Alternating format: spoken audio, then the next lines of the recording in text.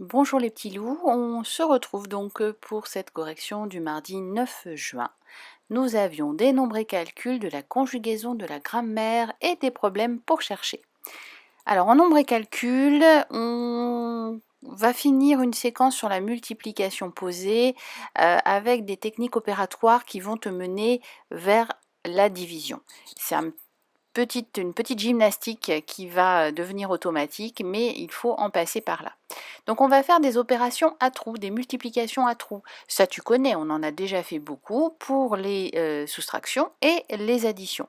Là c'est pour les multiplications, donc encore une fois on va avoir besoin de ces tables, ça c'est très important, et tu vas voir finalement on arrive à résoudre ces petites énigmes assez facilement. On commence.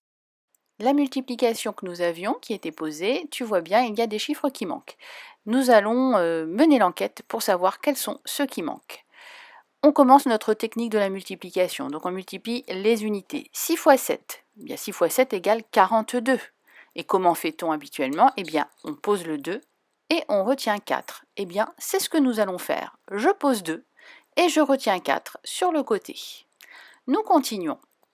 6 fois quelque chose égale...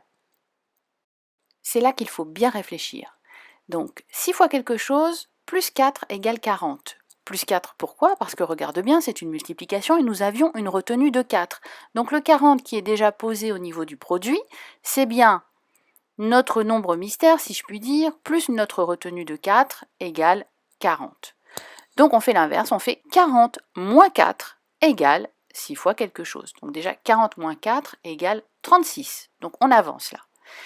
Qu'est-ce que l'on doit faire? Eh bien, on doit chercher dans la table des 6 quel est le nombre qui, multiplié par 6, donne 36.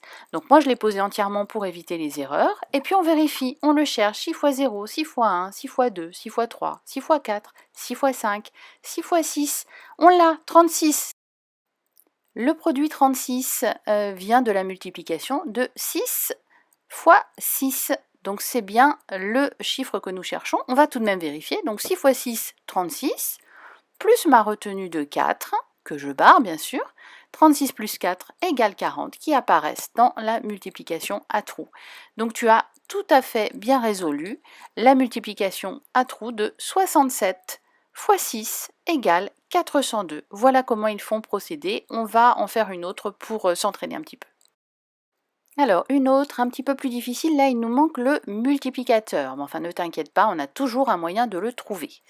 Tout simplement, on voit qu'au niveau des unités, on a 6. Donc, 9 multiplié par quelque chose donne un produit qui se termine par 6. Que fait-on? On pose notre table de 9 et on regarde quel est le produit qui se termine par 6.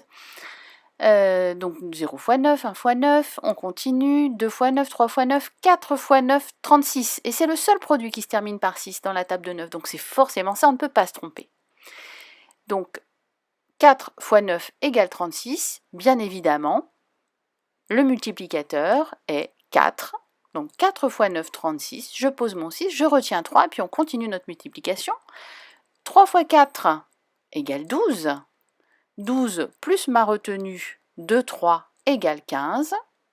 Je pose 15 et j'ai solutionné le problème. Ma multiplication à trous est résolue. 39 multiplié par 4 égale 156.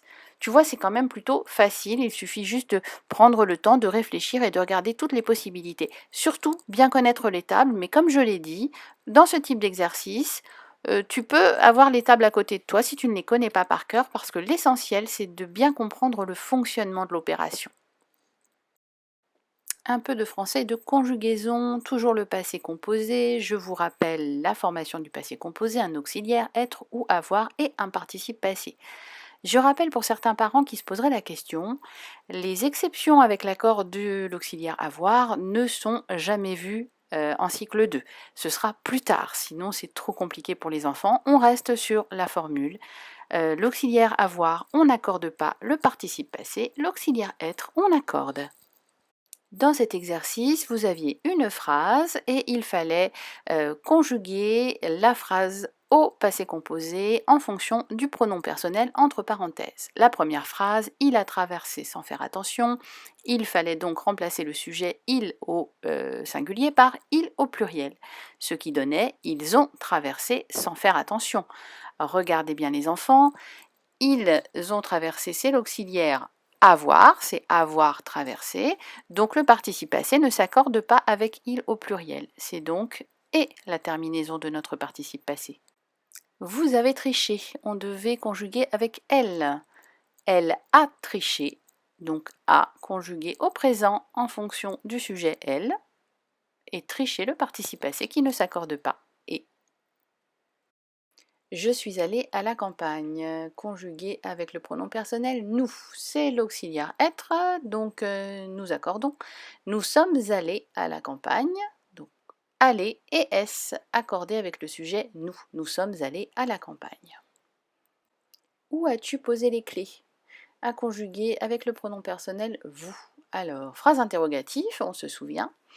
Où avez-vous posé les clés? Point d'interrogation. Donc c'est l'auxiliaire avoir, on n'accorde pas le participe passé, donc poser et un peu de grammaire avec les classes de mots, donc nos classes grammaticales. Tu avais des listes de mots, il fallait trouver la classe grammaticale à laquelle ils appartenaient et rajouter un mot de cette classe grammaticale. On commençait avec le, des, cette, eh bien ce sont des déterminants. Donc la classe grammaticale des déterminants, on en rajoute un, et bien une, tout simplement. Liste suivante. Lourde, blessé, peureux. À quelle classe grammaticale appartiennent ces mots? Eh bien, à la classe des adjectifs. Et on va en trouver un autre, eh bien, heureux me semble convenir. On rajoute l'adjectif heureux à cette liste. Bougie, lampadaire, cerisier. Eh bien, il y a bien regardé, ce sont des noms, classe grammaticale des noms, on va en rajouter un. Je pense qu'on peut tout à fait mettre le nom tabouret pour compléter cette liste. Avec derrière jamais. Quelle est cette classe grammaticale? Eh bien, ce sont les mots invariables. On en a appris plusieurs cette année.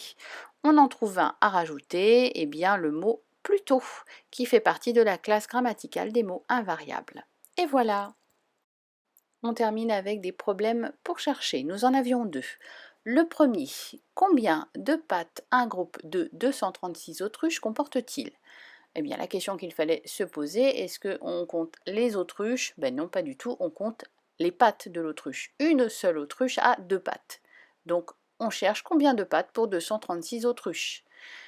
On fait une multiplication, donc 2 fois 236 égale 472 pattes.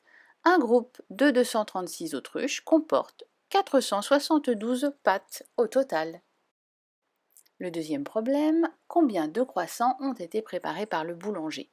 L'indice que tu avais, c'était le dessin des petits sachets de croissants et sur chaque sachet, tu regardes, il y a noté le chiffre 9. Donc on se dit, dans un paquet, il y a 9 croissants, ce sont des paquets de 9 croissants. Donc là, l'opération à faire s'impose, c'est une multiplication. On a compté 8 paquets de 9 croissants, donc 8 fois 9 égale 72. Le boulanger a donc préparé 72 croissants. Et voilà. Eh bien écoute, je te souhaite une très bonne soirée. Demain, amuse-toi, profite un peu de ton mercredi et on se retrouve jeudi dans la bonne humeur.